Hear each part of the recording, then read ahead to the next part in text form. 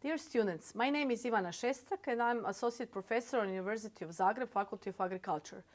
I'm working on Department of General Agronomy, Division of Agroecology, and agriculture and environment are my main scientific interest and domain of my lectures. My part within the model Smart Agriculture will be related to precision agriculture and usage of remote sensing and proximal sensing for survey of soils and agricultural crops. My first presentation will be a review of data sources in precision agriculture. Why do we need geoinformation in agriculture? According to the awareness of the high variability of the soil and according to the yield maps, variability of field even within the production plot with the help of GPS has led to the development of the concept of precision agriculture. Farmers get aware that a variability of the soil can be captured even at the subfield scales, for example, less than 5-meter scale. We need tools and strategies that are relevant to capture this variability even within the subfield scale. That's why we had today precision agriculture as a part of the smart agriculture, which are both part of the digital agriculture. Precision agriculture employs data from multiple sources to improve crop yields, resource efficiency, natural resources which we use in agriculture, and increase the cost effectiveness of crop management strategies, including fertilizer inputs, irrigation management, and pesticide application. It uses high technology sensor and analysis tools to capture all this data that we need together with specific auxiliary or historic data we already have on our fields. To analyze this data, more inputs, better interpretation would be, and after that, the decision what to do in the agricultural management. First, we need to capture this spatial variability in the field, and to capture it, we need different information technology systems. Soil is today the main medium for crop production. The state of the soil property has a huge effect on the soil functions and ecosystem services today. Everything relies on the main soil properties. Soil quality properties like soil organic carbon or soil organic matter, soil pH, bulk density, microorganisms, cation exchange capacity, soil texture, electrical conductivity, and some other physical properties as well. They are directly related on soil functions. First, the main soil functions in the ecosystem is food production, and beside that we have biological diversity and carbon sequestration. Soil also is a source of raw materials. It acts as a buffer for water we drink. It is a source of availability of nutrients, and it also supports plant structure. All these soil functions cannot be realized without the proper state of the soil properties, and these soil functions have an effect on ecosystem services which are different: provisioning, regulating, cultural supporting, and for food, energy, and water security. Crop yield mostly depends on the soil state. Soil, water, and nutrient supply, plant density, the impact of harmful organisms, and soil and land management, among other agroecological factors which are very complex, affect spatial and temporal variability of most of the soil properties. And because of that, the first step of precision agriculture is to capture this variability, which is mostly caused by human activities in agriculture. And we know that soil is a very complex system. In order the application of precision agriculture to be justified, 3 criteria must be met. There are features of spatial variability within the field that affect crop yields. We can see that from the yield map. If something is homogenic or heterogenic, is there variability in the field? And the second, the causes of variability can be identified and measured. There are different analytical tools and sensors which can be used for identification of this variability. And the third, information from these measurements can be used to change agricultural practices with increasing profits or reducing environmental impacts. There are 3 steps in precision agriculture, as we can see here in the picture.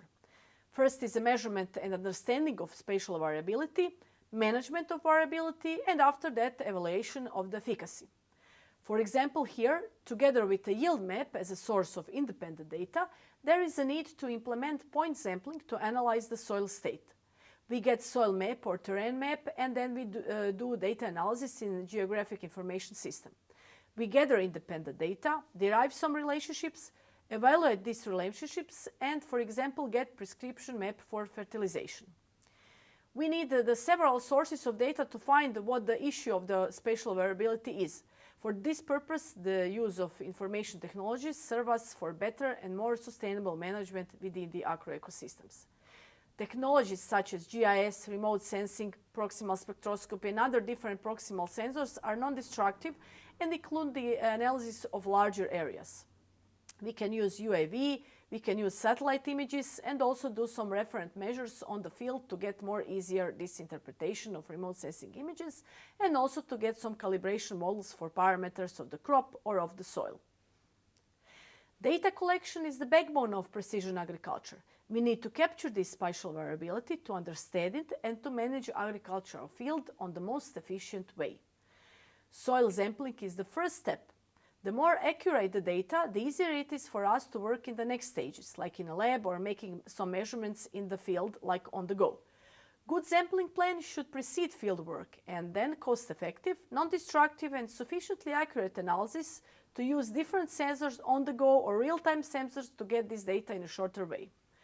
First, we use Global Positioning System, GPS, to get the exact location of the sample. Sampling plan for a certain area should include former knowledge about the field, some auxiliary data and some preliminary analysis. Reference measurements include different portable sensors like chlorophyll meters, spectrodiometer, ground sensors, which can be even fixed on the field, yield map, and standard laboratory analysis or wet chemistry. Then the other source of data is remote sensing, multispectral and hyperspectral images, satellite or UAV.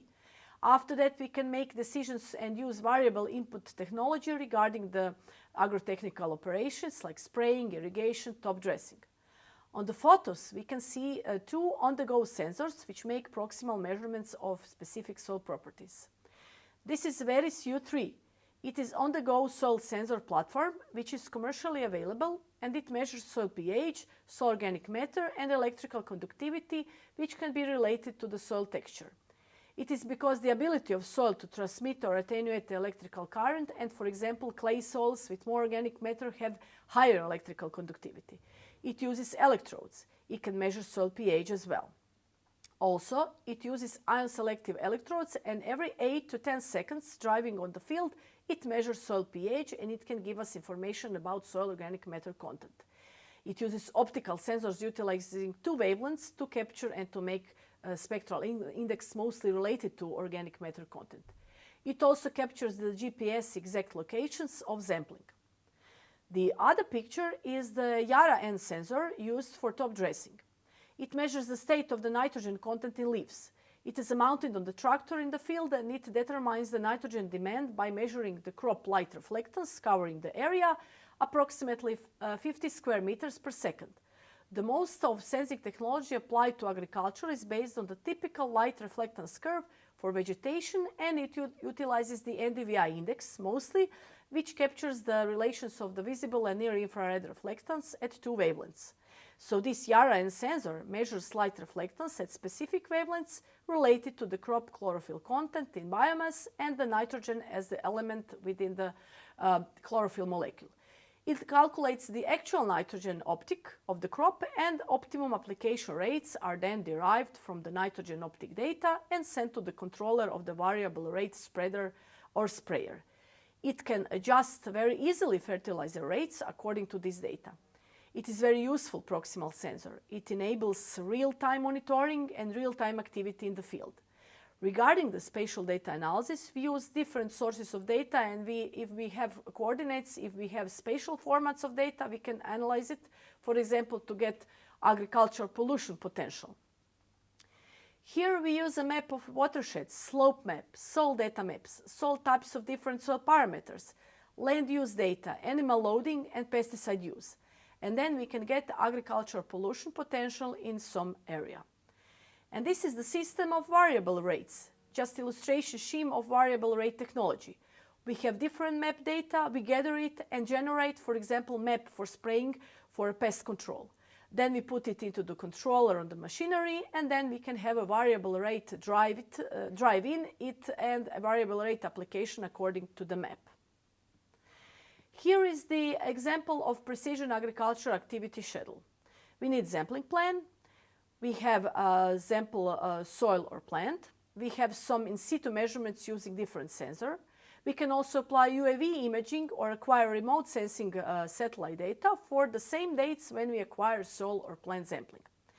Then we implement lab analysis as well, some non-destructive or analytical, to get reference measurements which will be used to build calibrations. We also include auxiliary data on the field.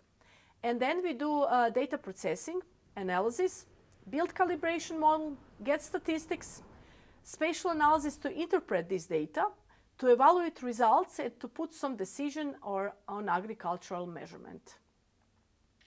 Thank you for your attention.